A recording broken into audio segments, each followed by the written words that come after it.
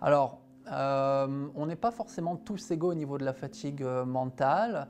Par exemple, dans le domaine sportif, il a été montré pour une activité donnée, si on prend des cyclistes par exemple, que des sportifs de haut niveau qui ont l'habitude de certaines sollicitations mentales peuvent développer une certaine résistance à la fatigue mentale sur des tâches cognitives très spécifiques.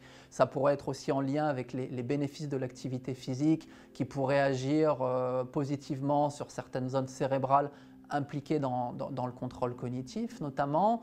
Alors ça c'est le premier aspect. Ensuite, sur l'aspect des ressources cognitives, il peut y avoir certaines pathologies chroniques qui vont associer des déficits cognitifs comme de la mémoire de travail par exemple, ou sur des capacités d'inhibition, enfin toutes sortes de ressources cognitives. Et dans ce cas-là, pour une même tâche cognitive, un patient qui a initialement certains déficits va devoir solliciter plus de ressources pour réaliser la même tâche, et donc on peut observer un déclin par exemple plus précoce de ses performances cognitives, du moins observer une manifestation de fatigue mentale de manière plus précoce ou pour des tâches cognitives qui normalement ne devraient pas induire de la fatigue mentale.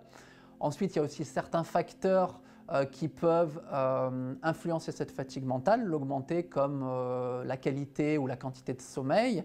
Donc des personnes qui vont avoir des déficits sur leur sommeil par exemple, peuvent se retrouver quand ils vont réaliser une tâche mentale avec des niveaux de fatigue mentale qui vont se développer plus rapidement. Donc voilà, il y a toutes sortes de facteurs qui, lorsqu'ils sont cumulés, peuvent prédisposer à un état de fatigue mentale.